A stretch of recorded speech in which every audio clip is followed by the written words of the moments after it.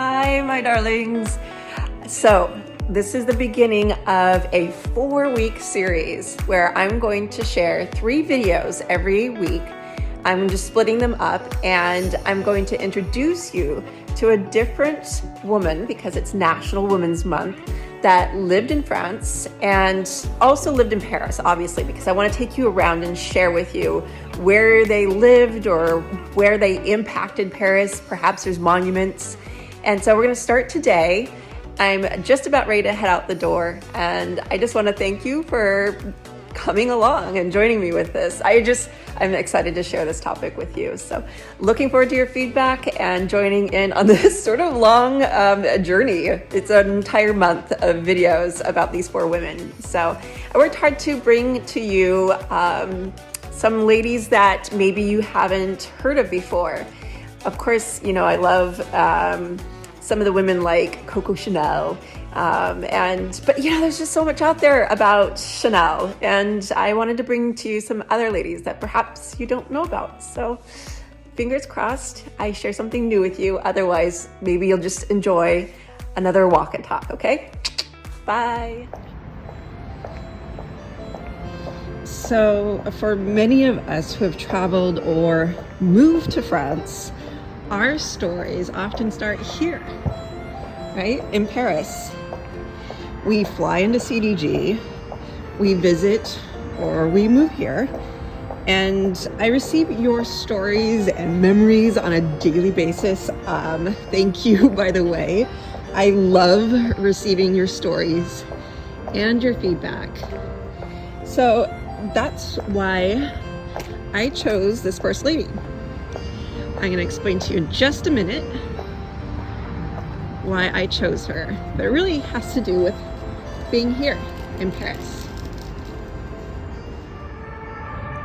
The sounds of Paris. I'm on Ile Saint-Louis today, and we are starting here because many of our stories start in Paris. And I wanted to share with you a very unique story about the patron saint of Paris, Saint Geneviève. Now, I will admit that I might make a mistake. I'm going to try really hard not to. Her name is pronounced Geneviève, but I might occasionally say Geneviève. I'll try not to. So I'm going to start here with that story, and we'll do a walking tour, walk and talk through Paris, talking about this very important person. She's the patron of Paris. So let's go.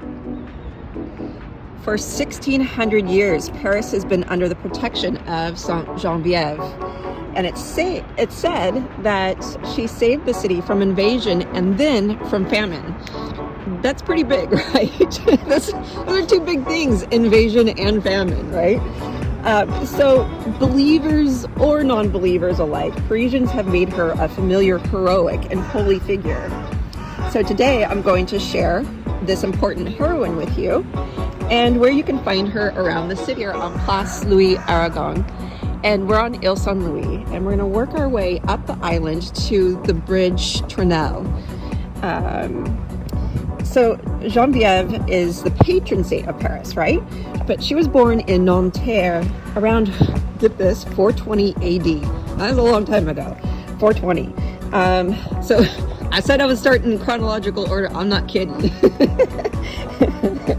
She's famous for having diverted the Huns from Paris. I mean, right? The Attila the Terrible, that kind of Hun, that's no joke, right? So, I mean, this lady has an incredible history and connection to Paris. And, you know, Attila the Hun was threatening the city in 451. So, you know, Geneviève is not that old. She was born in 420, and then she lands in Paris, and then, oh my goodness, Attila the Hun is coming and threatening the city in 451.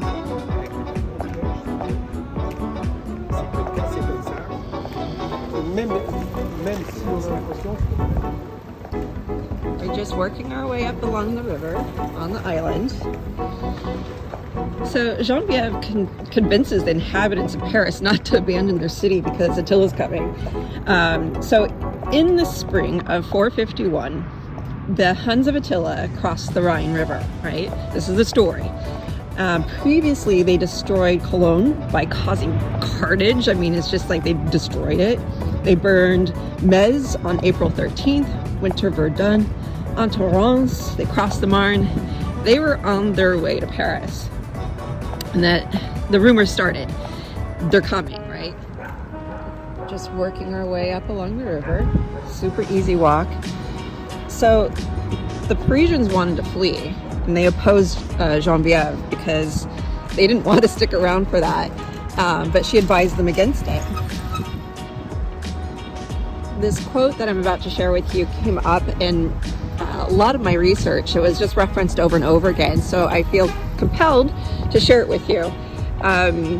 It said, the quote goes, "Let men flee if they want, if they are no longer able to fight. We women will pray as long as he hears our pleas." P-L-E-A-S, please.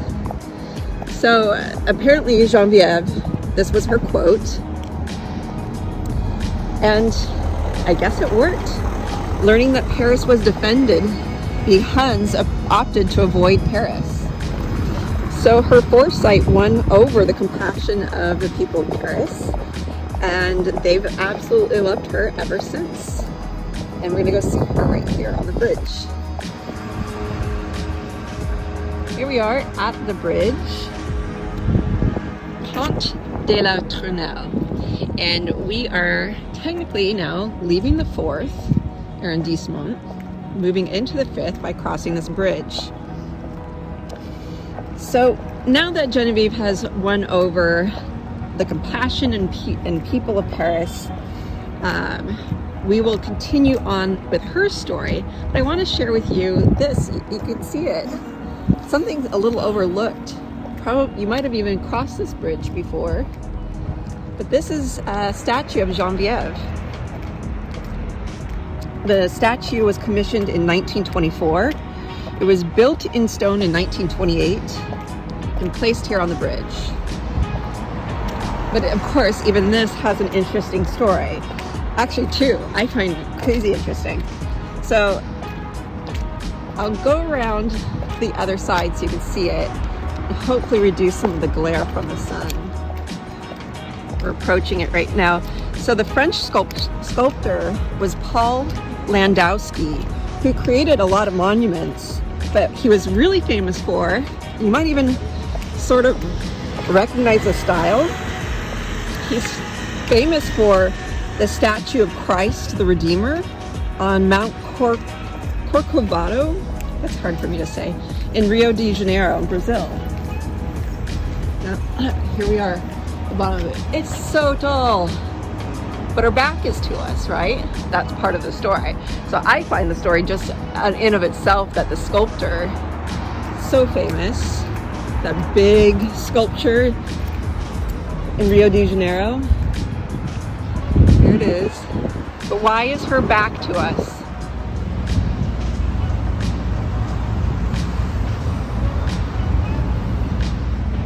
So I'm on a noisy street, so I apologize for that. But what we're gonna do is scooch in on her for a minute, okay? And just look at that. So what Geneviève is doing is placing her hands on a small child in like a very motherly fashion. Ugh. There you go, sorry. So the child symbolizes the young city of Paris. You see that? Zoom in just a little bit more. So the story goes that the sculptor wanted Geneviève to be facing Notre Dame, but he was refused. And according to the order, Geneviève looks east toward Attila's troops who bypassed Paris. But the story goes that he sulked, the sculptor sulked at the inauguration and considered it a failure. All right, I'm gonna move off this noisy street now. My favorite bakery right there, yum. So we started over there, right? Walked along the river, came over the bridge, saw this first Geneviève, and now panning, we're just gonna be walking up this side of the river. next to Notre Dame. Okay, a little walking tour today.